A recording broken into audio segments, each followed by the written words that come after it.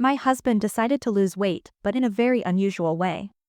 One day my husband started complaining about his excess weight and decided to lose weight. But his ways of losing weight really surprised me. My name is Mary, and I have a husband named Andrew. He has been in pretty good physical shape all his life, but over the years, as is often the case, his weight has increased a bit. To be honest, I didn't pay much attention to it until Andrew started complaining about it himself. It was on one of the usual evenings when he was looking out the window and sharing his worries about how uncomfortable he had become in his clothes. I probably don't need to tell you that my husband is the best person in the world who has recently shown a shocking fascination with dieting. He informed me of his decision to go on a diet and get in shape. Yes, you heard me. After another proven recipe for a flat tummy from the internet, he suddenly came up to me with a serious face and announced that he was going on a diet. I was shocked. Andrew had always been someone who thought dieting was a misunderstanding. He never skimped on a burger or a slice of pizza, but it seemed that spring had worked like a magic potion on him. At first I was taken aback, as he's always been pretty lazy when it comes to healthy eating and physical activity. However, this decision of his suddenly affected me as well. I thought that perhaps it was a necessary step if he really felt uncomfortable about the weight he had gained. At first, things were going well. With great enthusiasm, he embarked on his new life. Giving up fatty and sugary foods, he started his morning jogs and even joined a fitness club. I, of course, supported his endeavors. I started cooking healthier meals, enriching them with wholesome ingredients to help him along this challenging path.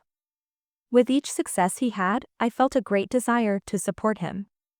When I brought him a plate of fresh vegetable salad, he always thanked me for my support, assuring me that I would make it possible for him to achieve the results he wanted. I was proud that I could help him, truly believing that he would achieve his goals. Over time, however, I noticed that his initial desire to change was beginning to grow into something more, almost fanaticism. He became increasingly hard on himself, avoiding not only sweets and fast food, but even the smallest pleasures that used to bring him joy. Every morning he would go jogging, and after the fitness club he would come home absolutely wrung out like a lemon. He was constantly looking for new ways to improve his performance, reading articles on workouts and diets, which led to a lot of restrictions in both his diet and lifestyle. I realized that his transformation could cause some disruption to our routine. I didn't want his pursuit of perfection to lose control and become a source of stress. I tried to remind myself that although his decision was a good one, it was important to maintain balance in life. While he was striving for new heights, I wanted him to continue to be my beloved husband, a real person, not an idealized version of himself. I remember one night when he decided to make himself a healthy dinner. I was minding my own business and he was tearing into the kitchen with the inspiration of a real chef. I was expecting something like steamed chicken and vegetables. But when he popped out of the kitchen with pride on his face and his eyes squeezed shut, I saw in his hands was an exotic plate of some kind of green slug, which he referred to as a spinach and avocado smoothie. I couldn't contain my laughter. "Try it, it's amazing," he said, clamping his nose shut. I bravely moved the spoon to my lips and, sure enough, I immediately felt like I had drunk a large serving of herbal tea mixed with world-conquering cockroaches. Instinctively, I rolled my eyes and realized I could not escape the fate of a finicky lady. As he enthusiastically went about his daily jogging routine, I tried to be supportive. We had purchased a few pieces of gym equipment, from dumbbells to expanders, but in reality they had become a great place to accumulate dust in the corner of our apartment. Every morning I would hear him diligently pounding away on the exercise equipment, making loud proclamations about his future accomplishments, but in the end he was just tired and didn't know how to use that energy. Andrew began to actively explore the world of healthy eating. One day he came up with an idea to roast seaweed at home. The results bore fruit. And the next day I witnessed his ritual. He was stirring the seaweed in a bowl of water, and our dog was looking at him in bewilderment, as if asking if he had lost his mind. Andrew, however, was absolutely sure he was right. No, nothing good came of it, and he ended the day with a donut, which he ate surreptitiously, thinking I wouldn't notice. One morning, as the first rays of sunlight streamed through the curtains, I was startled awake by strange sounds coming from the bathroom. The pain-filled moans made my heart beat faster, and throwing the blanket off me, I rushed into the bathroom. When I opened the door, I saw the amazing sight of my husband Andrew lying in the tub with his arms around his knees, looking so miserable that I felt sick to my stomach. At first I was scared and tried to make sense of the situation. Andrew seemed to be in complete despair, and I couldn't help but wonder what could have happened. I moved closer to get a better look at him, and in that moment I realized that I needed to act.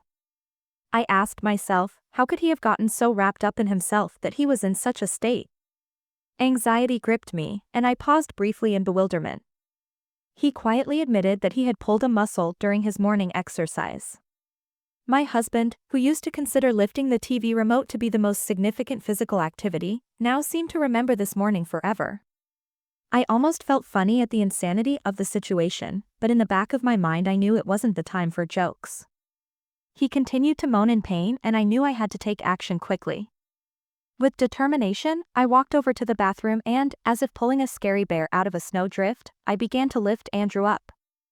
I tried to be careful not to cause him any more pain, but at the same time I realized that he needed to be pulled out of this water right away. The process was complicated and difficult. His body was immobile, as if he was really stuck in this state. I had to exercise all my strength and resourcefulness to help him up. Despite the very comical situation, the whole process showed me how important it is to take care of my health and take care of myself, even in little things like morning exercise.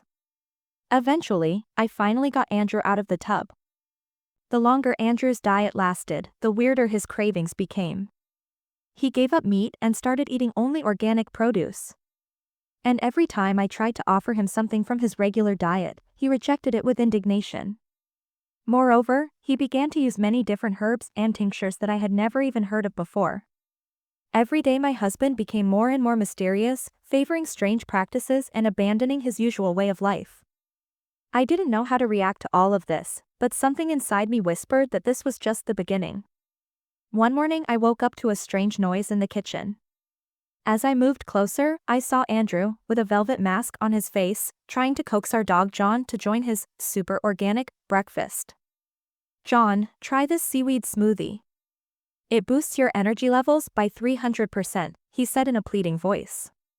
John, perplexed, only shook off his ears, clearly not feeling much enthusiasm, looking at him bewildered, as if asking if he had lost his mind.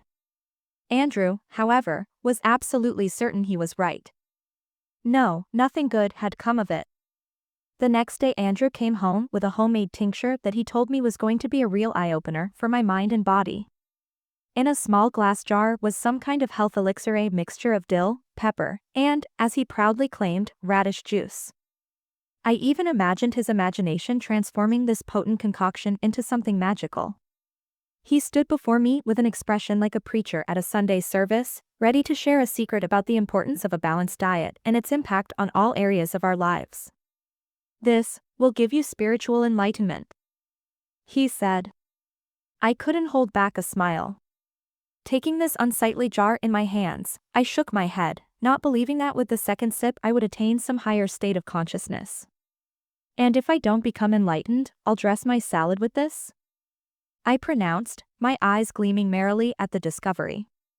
Now, however, I realized that keeping it going was much more difficult than I had originally anticipated. Every time I opened the refrigerator, I was surprised how it had suddenly turned into a real gym for experimenting with diet foods. There were already packages of seaweed, huge bunches of spinach, and in the corner, an inconceivable amount of berries that I thought were on the verge of rebellion. It was as if the old refrigerator, which over the years had managed to cope with my whims of pizza, ketchup, and ice cream, was facing a whole new dimension where additives like dietary fiber and probiotics were firmly in place. I internally convinced myself that I needed to help my husband in this endeavor and that his hunger for health would not eventually turn against him. But the slow transition to new eating ideals wasn't always smooth. He was clearly in the creative process of putting something exotic on his plates, and in these culinary experimental wars, I had no choice but to just laugh. That night, when he was dutifully pouring seaweed with some sort of self-development sauce, and suddenly caught me eating a cheeseburger, I smiled quietly. Yes, I was really having fun. No matter what we did, our sincerity and tenderness always remained at the forefront, even if there were unfinished chips lying on the floor. I realized that in this journey, one should not lose oneself, even when striving for perfection. Together we learned to laugh, and that laughter became our common bond. We realized that even the strangest moments only brought us closer together.